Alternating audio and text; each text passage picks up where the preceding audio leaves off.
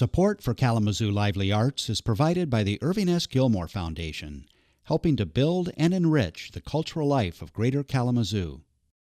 Welcome to Kalamazoo Lively Arts, the show that takes you inside Kalamazoo's vibrant creative community and explores the people who breathe life into the arts.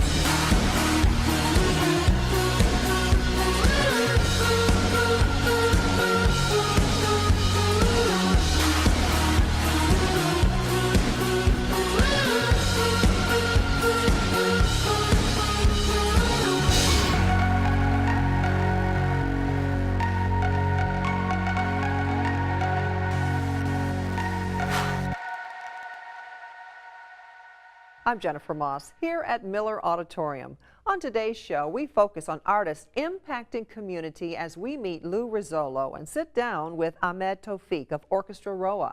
But first, take a front row seat and hear the youth at Fire Historical and Cultural Arts Collaborative use their unique voice to change lives and community. The name of this poet is called A Poet's Heart. A poet's heart is sensitive to the touch. At the slightest touch, it bleeds onto the pages. It beats true with knowledge, wisdom, and compassion, full of things to share with the world. A poet's heart is patient and gentle, but also strong and brave at the same time. It gives compassion to the mind, it sensitizes the poet's intelligence, and strengthens the poet's resolve. A poet's heart is a heart of understanding, strong and wise and full of pure magic and license that edifies the reader and listener. A poet's heart is good, full of goodness to share with man, and that is great, and that is great. Have you seen kids come in to Fire and kind of just, I don't know, just kind of bloom? Like you see them come into themselves? It's a very treasurable experience to just like have somebody and they'll be like, a little shy, a little something, and they'll just kind of do that thing where they like close their journal a lot. And then like 3 months later, they're like, hey, I wrote another poem. Like, they're just like, ready for it, or they're like performing their poetry in front of 100 or 200 people, and they're just open. And there's one thing to see the artistic growth, and it's another thing to see the human growth. Art and justice. Yep. What kind of drew you to those two qualities? To me, like art and justice are married. They're right ventricle, left ventricle. Like people don't get free without art on a personal level, and then on a public level. So we're very clear that our young folks don't just want to draw flowers, and they don't want to write poems about like, I don't know, like dogs. Yeah. They want to write poems about what they see in the world and what they want it to look different as. Yeah. Because they have to imagine the world looking different than it is right now. My one hand holding tight to the monkey bars, nails biting palm, cramped and clammy. This hand has never been loved into stillness, has never been cradled without resistance, has never punched without regret. My fingers are long, bony as branches of maple trees. My palms hold stories that will not fit comfortably. My wrists, thin as fibs busted open, echoing through the hallways. Other girls forget my name, call me nothing. They see the way I walk into walls, not sure enough to claim ghost or body. Is there calmness in calamity? Maybe Kali knows by her many hands. Watch her sift through the ocean, waning. Watch my one hand let go of those awful bars, now holding my other hand. Come celebrate. That was that. How important is it for kids to be able to have this space? So we're working with teens, 14 to 21, and it's at that really critical age because most youth stop going to out-of-school time spaces after middle school. Mm-hmm. And that's also when the biggest existential questions come in of like, who am I? Who can I be? Mm-hmm. And that's also when huge threats come in, where sexual violence comes in, where criminal offenses might come in, where there's risk all the time. Mm-hmm. And so we are that space that's safe, that's open till 11 p.m. on Friday nights, that's just sort of allows it to happen. What are some of the workshops that you do? Yeah, so one thing we like really try hard about is like to not be corny. And to not have like an after school program, but really be that like a workshop space, which means every time you come to Fire, you're going to create something. Every time. And when you're part of a workshop, you're kind of held to a higher standard as an artist. So it's not just dropping in, but really like coming in and reading poetry, digesting it, creating. I've been a fiend for the microphone since 19. Since me and Swift made 16, but it's been my life dream. I dedicated all my all into the rhyme schemes.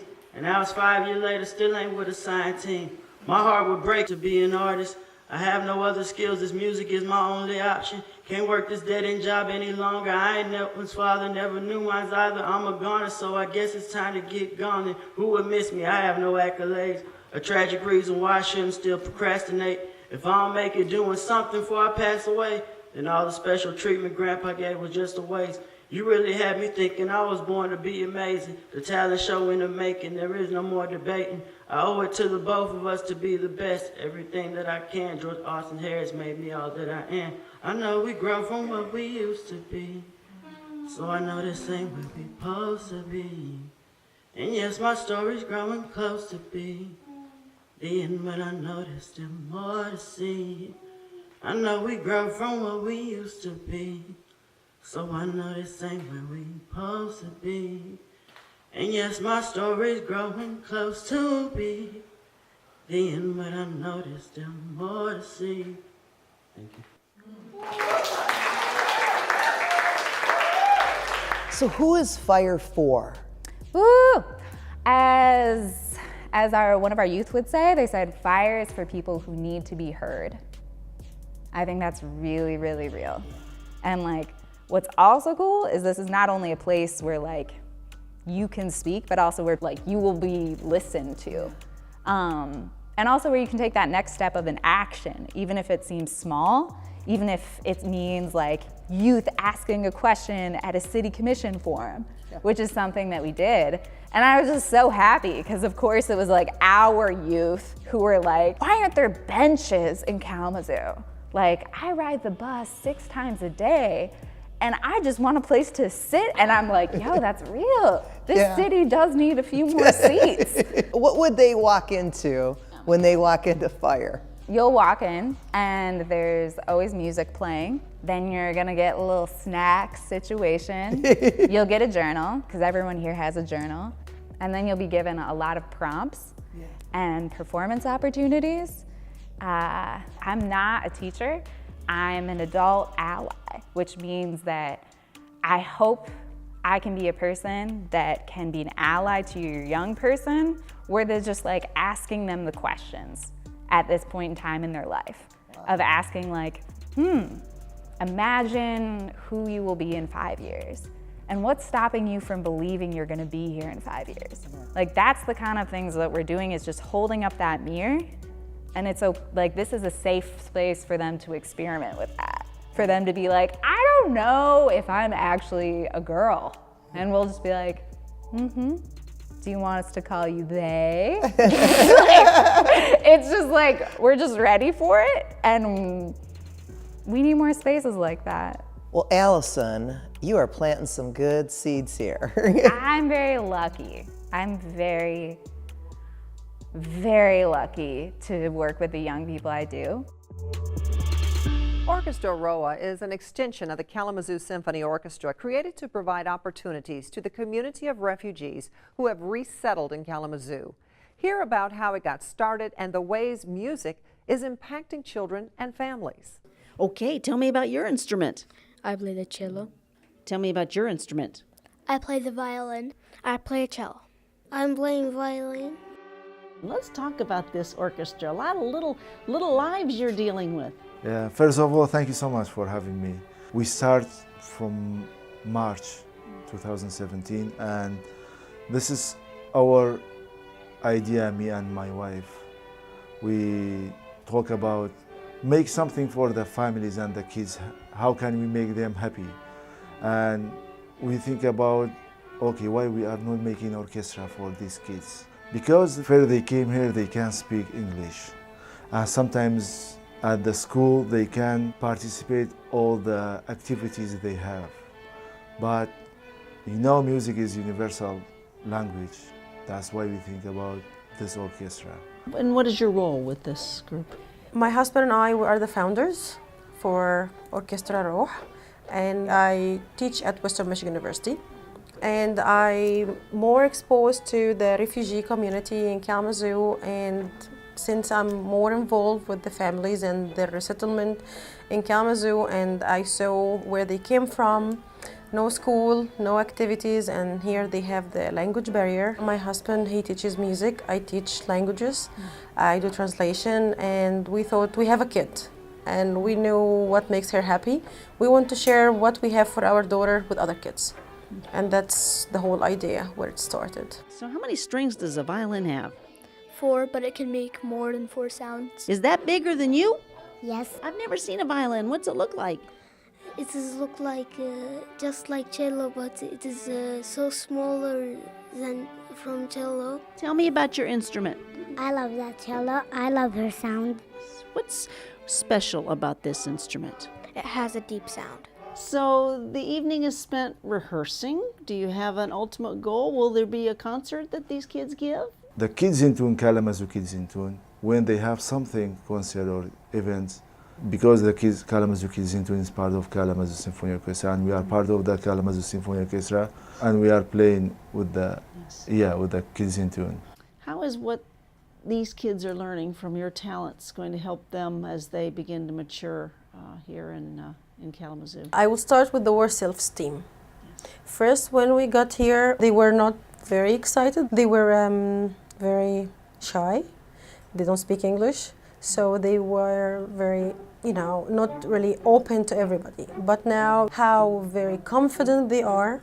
They like to show off right now, so whenever anyone go to their houses to visit, they just take out the instrument and they start to perform. Language was a problem, but music was not. It was very easy. My husband, he's an instructor and he speaks 3 languages. He speaks English, he speaks Arabic, and he speaks Kurdish. So he was able to communicate with the kids with the 3 different languages because we have kids speak 3. What's your favorite subject in school? Music. Is your shirt Indiana? That's where I went to school. Do you think you'll play this forever? Probably. Good answer. You ever sleep with your violin? No. Will you be a musician when you grow up? Yes. Go get 'em. You hand a little one a violin for the first time. Can you describe his or her reaction? Every time when I play something for the kids and when they see something, they say, oh, this is hard, maybe we can play, but no, I told them no. That's why we are here. We are practicing and we are explaining for you how you play. But after 2-3 practices, this is very easy. So I told them, okay, who said it's very difficult? It's not you? So, yeah, you are right. Just I told them, keep practice and keep going. What makes the kids refugees? They are Syrians. They flee from war in Syria. They were in refugee camps in Turkey. Some of them were in refugee camps in Jordan, and they had to leave their country. So they left everything behind. Before the war, they had everything. They had houses, they had jobs. The parents had good, life. They had a good life. So they had their own businesses, most of them, because in Syria, everybody liked to have his own house, his own business. But they lost everything. Literally everything. So when they left their country, they left with some of the kids, they didn't have a shoe on because they had to run in middle of the night. We have some of the children, the parents had to escape from them because one of the kids, he was injured. There was a missile hit their house, and you can still see the scar on his head because his scalp was burned. 1, 2, ready, go. I believe they never wanted to leave their country. Nobody want to leave his family, never. But they've been forced, and that's different. So that's what makes them refugee. They are seeking safe place. Rest, bravo. Do you like your director? Yeah. How did you learn to read music? with Mr. Ahmed And how did you learn to play it? and Mr. Bajdar. Did they come in knowing how to play, or are we They- starting with day one? Oh, man. They didn't know anything about the music, but now they are very well. They did great job. I am proud of them. Take me back more to the refugee resettlement in Kalamazoo. The Syrian refugees started to flow here like 10 months ago. And most of the families didn't know what's going on. We have more foreigners here. So we want to say we are not burden. We are not a threat. With my experience here in Kalamazoo, I would say Kalamazoo, it's the most welcoming community I've been to. I'm from Egypt, so I am an immigrant myself. 99% of our co-sponsors, volunteers, they are Americans. They are from a different faith, which is they open their houses, their hearts to the refugees from day one. Would you play?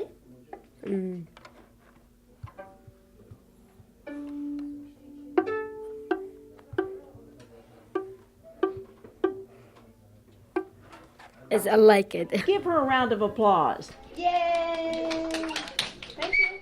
You're welcome. Lou Rizzolo has been creating and teaching art in the Kalamazoo community for years. We got the chance to sit with him and learn about how he got started integrating art into core curriculum and the amazing work he's created with water and paint. Who were some of your earlier influences when it came to your art? Right now I am inspired by the figure and working from the figure, and I'm also inspired by the brain. And that's a big, long story, and it's really a very exciting story because I helped co-found the Inflatable Light Workshop, which later became Big Think, and artists and scientists and educators working together to study the brain, and that first started at MIT. And are you a water-based artist? Water media. And why that medium? And I like the fluidity of water, and so I like to move it around. I like to make certain that it accomplishes what I'm thinking about, and it's really pretty neat. It's like riding a surfboard, really. It feels that way anyway, yeah. I'm going to first mist this with a little bit of water. And this helps the paint, or is this? Yes, this helps the flow of the dye. Okay, there we are. And when you spritz, you want to spritz high. In other words, like we've got some wind coming right now, so we'll do this. Can you see that? I do. And you like people to experience creativity, I think you said, through non-traditional means. What does that mean? With Big Think, we initiated the idea that we could create the brain, and we would fabricate it. It would be large enough for people to enter the brain, and we would present lectures that described a left and right hemisphere and whole brain learning. So with funding from the Michigan Department of Education, for about 2.5 years, we educated teachers, master teachers, in the integrated teaching and learning program. That meant that they could find ways to take art and math and teach that to kids. Art and history, art and English, art and physical education. We really believe that all of the subjects can really grow in a learning situation when the arts are engaged in those subjects. We haven't got a lot of color on there yet, but we want to get to these leaves and bark, okay? Okay. So, Kim? I've got my piece. Okay. Well, looks like a puzzle piece, doesn't it? Yeah, it's a dog. It's a dog. So these go on.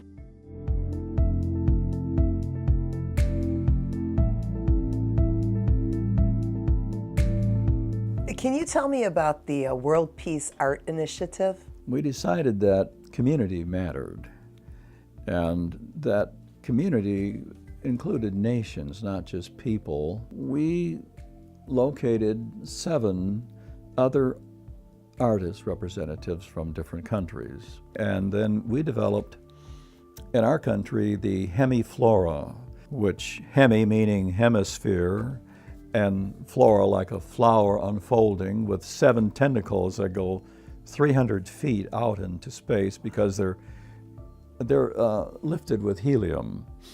And that represents the different countries that were a part of the World Peace Art Initiative.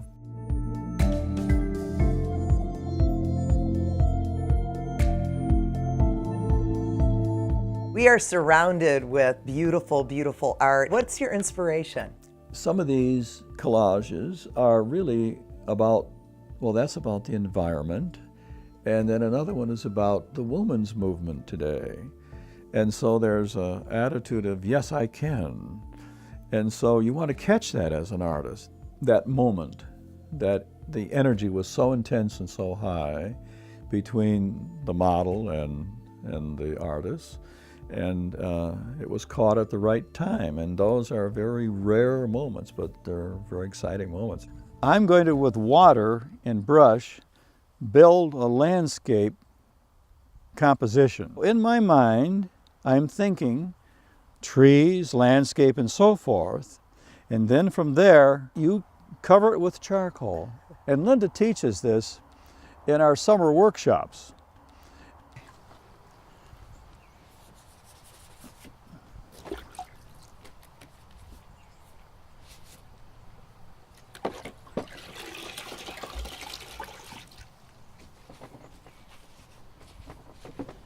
Okay. So, okay, charcoal. So do I sprinkle it? Yeah, sprinkle Now, it. just go lightly over it because we don't have any wind. Yeah, that's it. Just move right along now.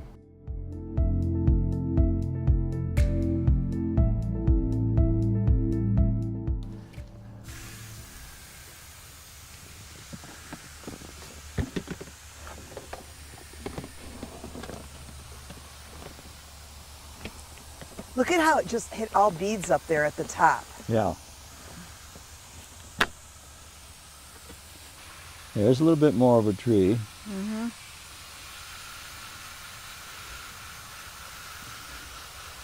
There's a big, long tree. See it there? Look at that. Yep. I work with silk, which is dyed, it layered on top of the watercolor. So that, or on top of charcoal, on top of paint, whatever, but it's layered, and many layers can go on top of different colors of silk. And I have thousands of used razor blades because you have to slice through different layers to get whatever the image is. Okay, now keep moving it. Oh, wow. And keep moving it towards you. You can, there's a lot of wind here today, but you can start to see the patterns and textures when we would paste this down. Can we see what that looks like too? That Yeah. right near we're Linda? going there. Oh, that's beautiful. Okay, Yeah, here you we like go. that spot the best. It's so different because it just, it looks like nothing So that I've ever rich. seen. Right, rich. There it is, there it is. Look at that. Oh. Makes a wonderful background for those trees. Thank you for joining us on this week's episode of Kalamazoo Lively Arts. Tune in next week to meet more great artists and learn about the different ways Kalamazoo brings art into the community. We leave you tonight with a performance by Jayla at Fire Historical and Cultural Arts Collaborative for their regular open mic night event. I'm Jennifer Moss. Have a great night. Walking down the street can be dangerous for a black man. Doesn't matter if he's selling weed or not, has kids or not, all seems like all black males have to check their backs. Gun strapped on waist or gun in hand, no matter what, somebody's always scared of a black man. Ex-con, ex-slave, he's been walking these streets for days, walking with his earbuds in, hood up, hands in pockets, hasn't even hurt a fly. Cops still stop him, ask him some questions about a robbery and a homicide, say that he matches the description, like all black men are tall, dark, and wear the same black hoodie walking down the street. Walking down the street with his son or daughter to the park, shot down through the heart, all because he was a black man walking the streets. So many blood splats on the sidewalk, body in the street, Jay's gone, kids crying, black man walking down the street. Too black to walk down his own street. Walking down the street can be dangerous for a black woman. Doesn't matter if she's wearing a business suit, a tight skirt, or basketball shorts. She's always seen as eye candy. All the stars showing young black girls that having a body like Nicki Minaj and Black China is what every woman wants. What about the Michelle Obamas, the Maya Angelos, and the Alicia Keys, and the Rosa Parks who parked herself in her seat to provide equal rights for all black women? Raped, robbed, or murdered just walking her kids to the park, cops harassing and questioning about her attitude. Was the stop fair or not? Did she resist or not? Was it suicide or not? Not all black women live in the hood or have the same attitude and smack in their lips. Not every black woman is on welfare and a single mother at age 16. Black women do want more for themselves. And I do believe a black woman when they say they want more for their community, their kids, and their black men. Both black men and women all have to be careful walking down the street. We all need to stay together for us to survive, because the streets can be a dangerous place. Fist up, don't shoot. But if you do, just remember that my love will flow, not my blood.